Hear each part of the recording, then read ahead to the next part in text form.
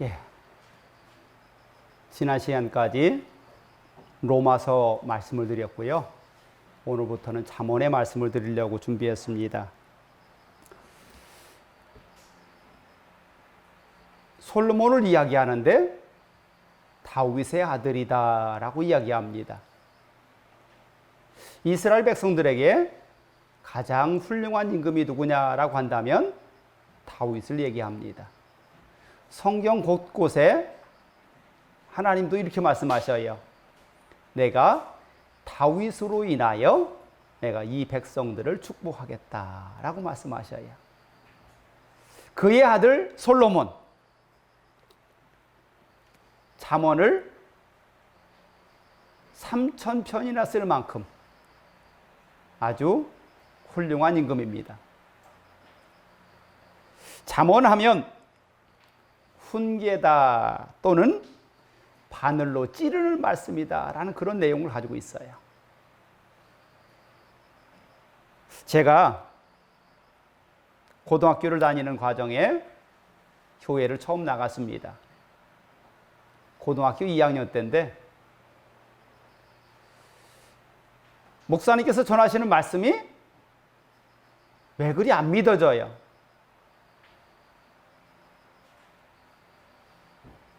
그런데 그 상황에서 계속해서 성경을 읽으래요. 그런데 무슨 말씀인지도 모르겠어요. 그런데 지도교사 선생님께서 하시는 말씀이 그러면 잠언과 전도서를 한번 읽어봐라 라고 말씀하셔요. 그 말씀 따라서 잠언을 읽고 전도서를 읽었습니다. 그런데 진짜 세상에 살아가는 모든 말씀이 거기에 있었어요. 그래서 그 말씀이 나에게 많은 교훈을 주는구나 라고 했어요. 그런데 어느 날 제가 신학을 하고 목사가 됩니다. 그런데 성경에 이렇게 말합니다. 모든 성경은 하나님의 구원을 위한 영생의 말씀이다. 그런데 그러면 잠언이라는 말씀도 구원을 위한 말씀이 아닐 거냐는 얘기지요. 그 생각이 들어가는 순간에 내가 지금 성경 잠언의 말씀을 잘못 깨닫고 있구나라고 생각이 됩니다. 그래서 그때부터 그럼 이 성경 속에 복음을 찾아보자. 그래서 복음을 찾다 보니까 이 잠언의 말씀도 하나님께서 솔로몬을 통하여 준 하나님의 복음이었다는 거예요. 성경 1.1획도 패하지 않고 다 이룬다고 말씀하신 예수님의 말씀을 기억하십니까? 그렇다면 이 성경도 하나님께서 우리들을 통해서 이루고자 하는 복음의 말씀이었던 겁니다. 그래서 그때서 생각하기에 그러면 내가 지금까지 들었던 많은 목사님들의 설교 말씀 중에 잠언의 말씀을 그럼 나는 어떻게 들었을까라고 생각해 봅니다. 거기에 복음이 없었어요. 그냥 훈계의 말씀, 아까 이야기한 것처럼 잠언은 훈계의 말씀이다 했잖아요. 그걸로 끝났던 것 같아요. 그런데 제가 그럼 이 속에서 복음을 캐보자 라고 하면서 오늘 설교를 준비합니다. 수학자 아르키메데스라는 사람이 목욕탕에 갑니다. 물이 가득한 목욕탕에 자기 몸을 던져서 들어가니까 물이 넘쳐 흘러나오잖아요. 그렇게 해서 그 사람이 발견한 게 뭐냐면 부피 재는 법을 찾아냈어요. 내 몸이 들어간 만큼 물이 흘러 넘쳤을 거 아니에요. 그럼 그 물 부피만 재면 내 부피가 나오는구나. 그 이후로는 네모 반듯하지 않아도 원형이 되지 않아도 부피를 잴 수 있게 됐어요. 그래서 저도 과학 시간에 아이들하고 부피 재는 법을 배웁니다. 컵에다가 가득 물을 채워요. 그리고 그 속에 돌멩이 하나를 집어넣어요. 그러면 돌멩이 들어간 부피만큼 물이 넘쳐 흐르면 그 넘쳐 흐른 물만큼을 다시 다른 그릇에 넣어서 부피를 잽니다. 측정합니다. 그래서 이 돌의 부피는 몇 리터구나, 얼마구나 얘기합니다. 근데 그 아르키메데스가 그것을 깨닫고서 목욕탕에서 나왔으면 어떤 모습일까요? 아무것도 안 입었잖아요. 너무나 신나서 이야 찾았다 하고서 외치면서 자기 집으로 가요. 제가 이 잠언서에서 복음을 찾으면서 이거구나 라는 것을 느꼈어요. 그때 그 수학자가 얘기했던 야 찾았다 라고 하는 소리를 제가 지르게 되더라고요. 그게 뭘까요? 왜 하나님은 솔로몬의 잠언 뒤에다 복음을 감췄을까? 오늘 이 말씀을 보면 솔로몬은 왕이고요, 그의 아들들에게 훈계하는 말씀으로 나와 있어요. 그럼 여기에서 솔로몬은 무엇에 비유한 거냐? 하나님에 비유했습니다. 그 아들들은 누구냐? 우리들입니다. 그래서 솔로몬을 통해서 우리를 가르치기 위해서, 우리를 깨닫게 하기 위해서 주신 복음이구나 라는 걸 찾습니다. 성경은 1.1획이라도 변하지 아니하는 하나님의 복음입니다. 그러기에 이 잠언도 복음입니다. 그것을 알고 나서 저는 예수님께서 말씀하신 요한복음 5장 39절에 너희가 성경에서 영생을 얻을 줄 생각하고 성경을 연구하거니와 이 성경이 곧 내게 대하여 증거하는 것이라. 이 복음도 예수님에 대한 이야기구나 라는 걸 찾습니다. 사실 잠언을 예수님의 말씀이라고 생각하고 찾아보는 사람 별로 없어요. 솔로몬의 이야기다라고 생각하지요. 그런데 하나님은 그 지혜를 누구한테 준다고 했어요? 솔로몬에게 주었다라고 되어 있잖아요. 그러니까 솔로몬이 기록한 이 모든 잠언의 말씀도 누구 거예요? 하나님 겁니다. 하나님께서 지혜를 주셔서 기록하게 했고 그 지혜의 말씀을 우리가 듣게 하신 겁니다. 그러기에 우리는 내용으로만 이 말씀을 접근하지 마시고 그 속에 숨어있는 하나님께서 솔로몬을 통해서 우리들에게 주시는 복음으로 받아들이길 바랍니다. 구약과 신약의 차이는 뭘까요? 구약은 오실 메시아에 대해서 기록하고 있습니다. 신약은 오신 예수님에 대한 기록입니다. 우리는 이 두 가지를 다 믿습니다. 그래서 구약의 말씀도 믿고 신약의 말씀도 믿는 거예요. 이 모두가 다 하나님의 말씀이거든요. 제가 어제 드린 그 자료에 보면 성경의 66권을 다 이렇게 분류해서 그 내용을 정리해 놨어요. 잠언은 바로 하나님께서 우리에게 이 땅에 살면서 하나님의 사람으로 어떻게 살아갈 것이냐라는 것을 기준으로 해서 말씀을 하고 계셔요. 그런데 그 말씀을 누가 누구에게? 솔로몬이 그의 아들들에게 하는 말씀으로 전했어요. 그러면 제가 아까 그랬죠. 솔로몬은 누구와 비유한 거라고요? 하나님. 그 아들들은 우리들과 비유했어요. 그러면 솔로몬이 그 아들들을 가르치는데 저 장사하는 상인들로 가르쳤을까요? 아니죠. 나라를 다스리는 왕자로서 가르쳤을 거예요. 성경은 뭐라 합니까? 우리를 천국의 상속자라고 말씀하지 않습니까? 그렇다면 이 말씀이 내가 천국의 왕자 공주가 되어서 살 수 있는 삶의 비결을 가르친 것이란 얘기입니다. 그래서 이것이 내게 복음이 되는 거예요.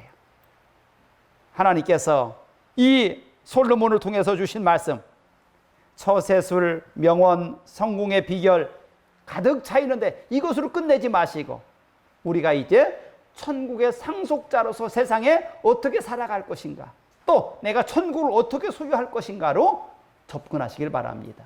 그렇다면 그 말씀 속에서 내가 앞으로 하나님의 사람으로, 하나님의 상속자로, 자녀로서 어떻게 살아가야 될 것인가를 이 말씀이 우리를 깨닫게 할 줄 믿습니다. 요한복음 6장 63절에 살리는 것은 영이니 육은 무익하니라. 내가 너희에게 이른 말은 영이요 생명이라. 이 말씀 속에서 세상적인 잘 먹고 잘 사는 그런 비결이 아니라 생명을 찾아내야 돼요. 그것이 오늘 우리에게 주신 말씀이에요. 왜 지혜로워야 되느냐? 잘 먹고 잘 살기 위해서 지혜로운 게 아니에요. 하나님의 사람으로 그 자리를 지키기 위해서 지혜로워야 되는 겁니다. 세상에 많은 사람 속에 우리가 있습니다. 그 많은 사람들에게 오늘 기도하시는데 저들에게 우리가 그리스도의 영향력을 끼치게 해달라고 기도하더라고요. 그렇습니다. 여러분들이 서 있는 그 자리가 복음의 자리입니다. 거기에 있는 모든 사람들에게 우리는 하나님의 선교사로 거기가 있는 거예요. 그래서 천국의 대사로 우리를 보내셨다라고 어떤 분은 표현했더라고요. 그래서 여러분들이 서 있는 그 자리가 복음의 자리야 돼요. 그래서 많은 여러분들 바라보는 모든 사람들에게 그 복음이 전달되어 가요. 그래서 복음을 흐르게 만드는 거예요. 제가 여러분에게 말씀드리면서 우리는 하늘의 복을 유통하는 자다라는 말씀을 드린 경우가 있어요. 그렇습니다. 여러분들을 통해서 세상의 모든 사람들이 그 복을 누릴 수 있어야 돼요. 요즘 비가 많이 왔지요. 제가 농사를 졌거든요. 그런데 요즘에 보니까 비가 많이 올 때 밖에 나가지 말라고 하더라고요. 그런데 제가 농사질 때는 그렇지 않았거든요. 펄로 오면 괜찮은데 다랭이 노는 위에서부터 물구가 계속 열려가지고 그거 안 열어놓으면 뚝이 다 무너져요. 그래서 비만 오면 우비를 입고 삽을 들고 모든 논을 다 둘러봐야 돼요. 그래서 물구를 타놔야 돼요. 맞습니다. 우리는 우리 속에 가득히 채워져 있는 이 복을 물구를 터야 돼요. 그냥 가두고만 있으면 되는 게 아니에요. 가두고만 있으면 어떻게 된다고요? 무너진다고요. 무너진다고요. 응? 하나님께서 우리에게 우리가 그걸 끓이고 있다가 무너지라고 준 것이 아니라 그걸 가지고 많은 사람들을 살려내라고 주신 거잖아요. 복을 유통해야 돼요. 그래서 많은 사람들을 이롭게 만들어야 돼요. 이게 복 있는 사람이에요. 잠언은 그것을 위해서 우리에게 주시는 복음으로 우리에게 다가왔습니다. 오늘 말씀 보니까 이런 말씀이 나옵니다. 이는 지혜와 훈계를 알게 하며 명철의 말씀을 깨닫게 하며 지혜롭게 공의롭게 정의롭게 정직하게 행할 일에 대하여 훈계를 받게 하며 어리석은 자를 슬기롭게 하며 젊은 자에게 지식과 근신함을 주기 위한 것이니 지혜 있는 자는 듣고 학식이 더할 것이요 명철한 자는 지략을 얻을 것이라. 어때요? 우리 자녀들에게 이것을 가르친다면 다 되는 거 아닐까요? 우리가 이것만 깨닫는다면 세상에서 세상 말대로 성공할 수 있지 않을까요? 그것도 나만을 위한 성공이 아니라 모든 사람들을 위한 성공으로 살게 할 겁니다. 그러기에 이 지혜의 말씀을 배우라는 거예요. 또 가르치라는 거예요. 성경은요, 이 성경 말씀을 품는 자들에게 지혜를 주신다고 했잖아요. 세상에 많은 민족들이 살아갑니다. 그런데 이 많은 민족들 중에서 하나님은 가장 크게 사용한 민족 중에 어떤 민족이 있어요? 유대인들이 있어요. 그들 숫자는요, 우리나라 숫자보다도 엄청 작아요. 우리나라가 몇만 명이라겠어요? 남한만 5천만 명. 북한까지 합치면 7천만 명. 그런데 그 숫자가 유대인들을 생각하면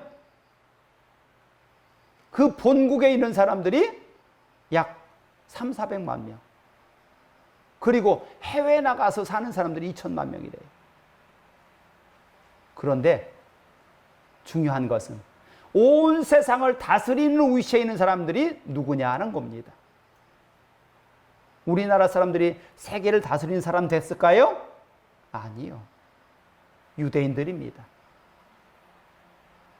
그럼 그것이, 그 능력이 어디서 나왔을까?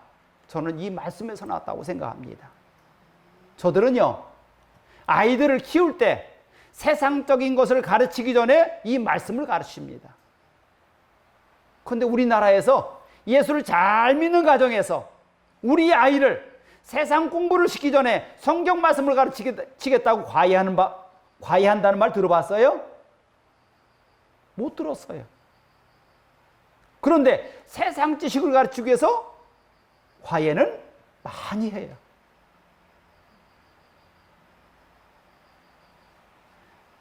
세상을 운영하는 모든 운영보다 더 뛰어난 것이 하나님의 말씀이라면 우리는 이 말씀을 가르쳐야 돼요. 여러분들만 들으면 되는 것이 아니라 그것을 가르쳐 지키게 하라는 것이 하나님의 명령이잖아요. 자녀들에게 가르쳐 지키게 하래요. 그러면 그 말씀이 능력이 되어서 저들을 이끌어갈 것이라고요. 그러기에 이 잠언의 말씀을 읽고 듣고 깨닫고 행하는 것이, 그래서 우리에게 능력이 되고 권세가 되는 겁니다.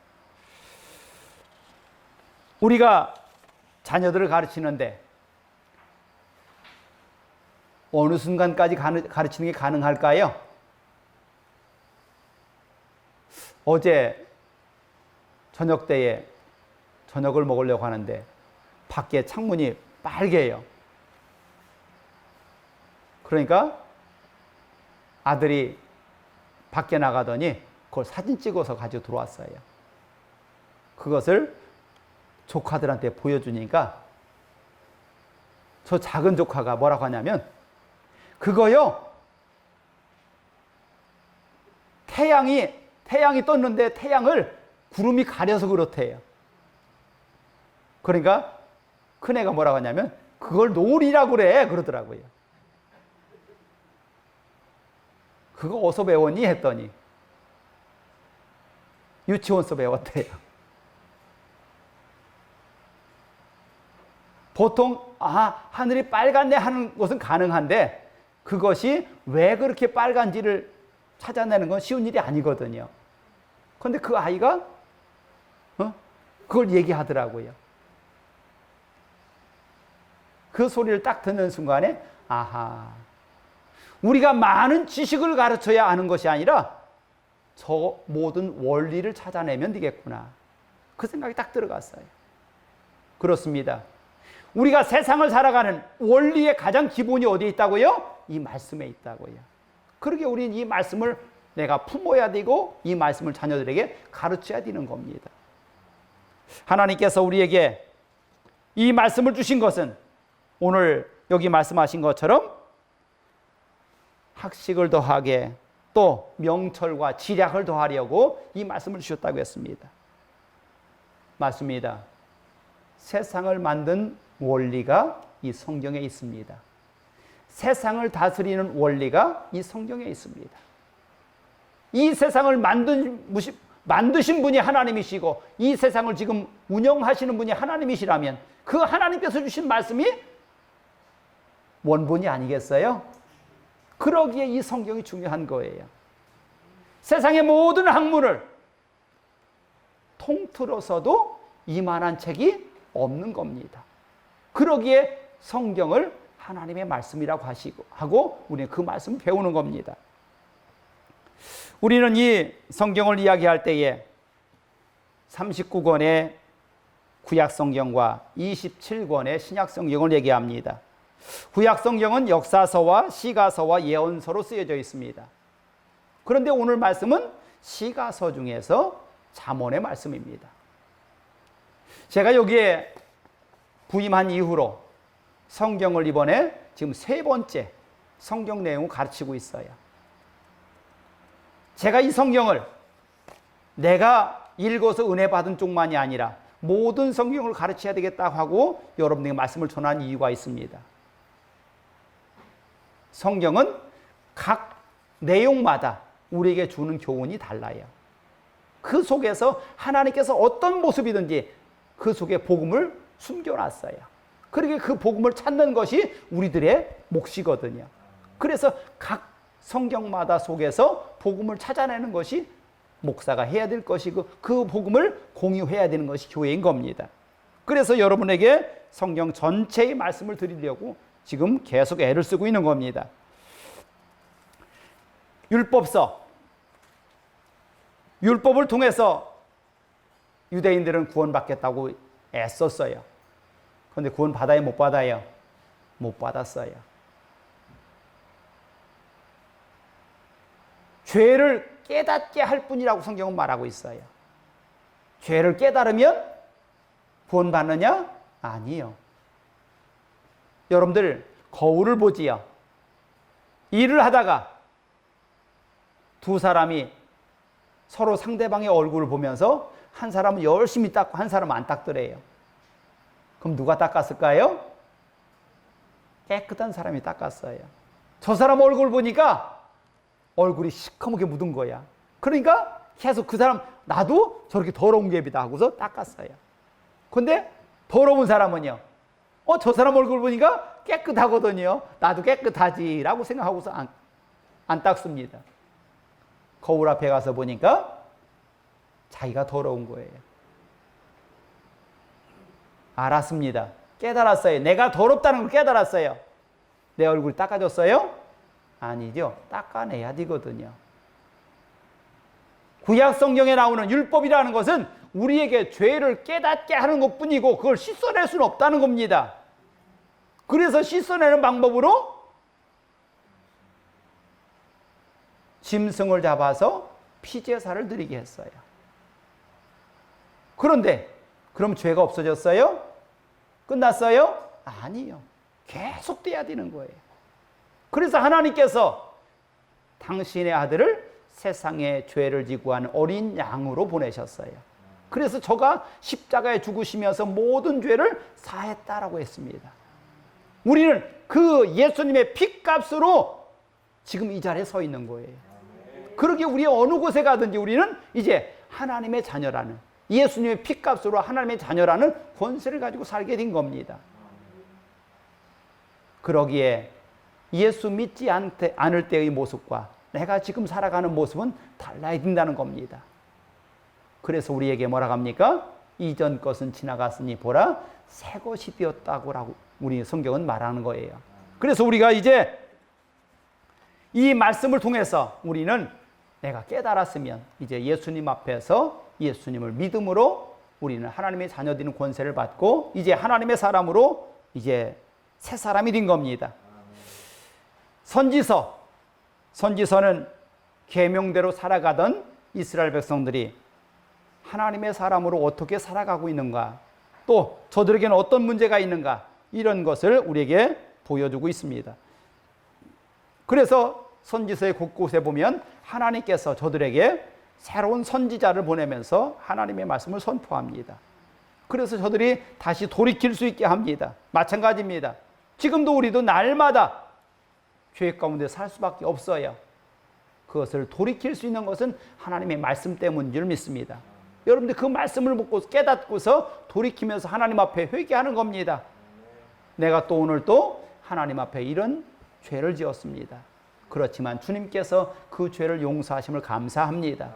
더 이상 하나님의 은혜를 저버리는 삶이 되지 않게 해주세요라고 기도하지요. 그리고 오늘 주신 이 잠언서 지혜의 말씀을 모아놨다겠습니다. 그런데 지혜로 끝나지 마시고 거기서 여러분들은 뭘 캐자고요? 복음을 캐자고요. 하나님께서 이 복음은 우리에게 은혜로 주신다고 했어요. 우리가 노력해서 받은 것이 아니라 하나님께서 다 만들어 놓고 그것을 주시겠다고 선물로 가져왔대요. 그게 복음입니다. 그러기에 우리는 이 복음을 통해서 이 땅에 사는 모든 삶 속에 내가 하나님의 자녀, 하늘의 상속자인 것을 기억하시고 그것을 믿음으로 풍성히 누릴 수 있는 길을 가시기 바랍니다. 하나님은 이 온 세상을 디자인하셨어요. 그 속에 죄만 디자인한 것이 아니라 사랑과 기쁨과 번영과 부요함을 디자인하셨어요. 죄는 하나님이 디자인한 것이 아니라 사탄이 디자인했습니다. 거기서 그 사탄의 올무에서 건져내실 분은 오직 하나님밖에 없어요. 그러기에 그 하나님께서 이 땅의 모든 것을 다 만드시고 그것을 우리에게 허락하시는데 그 기준이 뭡니까? 저를 믿는 자마다, 십자가에서 죽으신 예수 그리스도를 믿는 자마다 멸망치 않고 영생에 이르겠다고 하신 그 복음입니다. 그것이 우리를 하나님의 상속자로 만드셨고 하나님의 나라를 누리는 자격으로 만드셨어요. 그러기에 우리는 이제 세상에 속한 것만이 아니라 하나님 나라의 상속자인 것을 우리가 기억한다면 이제 그것을 누릴 수 있는 우리의 위치를 만들어 가야 돼요. 이게 솔로몬이 그의 아들들을 왕의 권세를 누릴 수 있는 그 자리를 만들어주기 위해서 가르치는 말씀들이란 겁니다. 그러니까 우리가 천국의 왕자 공주가 되어서 살 수 있는, 세상을 누리는, 천국까지 누리는 그 모든 복음을 받을 시작을 하는 겁니다. 그래서 이 말씀들이 여러분의 삶 속에 들어가서 여러분들을 다시 새롭게 만들어가는 귀한 복음이 되길 바랍니다. 그래서 이 잠언은 왕이신 예수님을 우리가 모시고 새로운 삶을 살아가는, 천국 백성으로 살아가는 모든 복음의 시작인 것을 기억하시기 바랍니다. 예수님은 나의 구주이시며 나의 주인이시고 나의 왕이시다. 그러므로 주 예수를 구세주와 왕과 주인으로 모실 우리의 삶이 시작되는 것을 기억하시기 바랍니다. 잠언은 이 같은 사실을 알려주는 복음적인 내용으로 가득 차 있습니다. 그래서 우리는 이 복음의 말씀을 읽어야 되고 천국의 왕이신 하나님의 상속자로서 천국을 누릴 수 있는 삶이 지금부터 열어가길 바랍니다. 그래서 앞으로 계속해서 이 복음을 통해서 여러분들이 하나님의 말씀이 내 속에 들어와서 나를 천국의 백성으로 날마다 바꿔가기를 축복합니다. 기도합니다.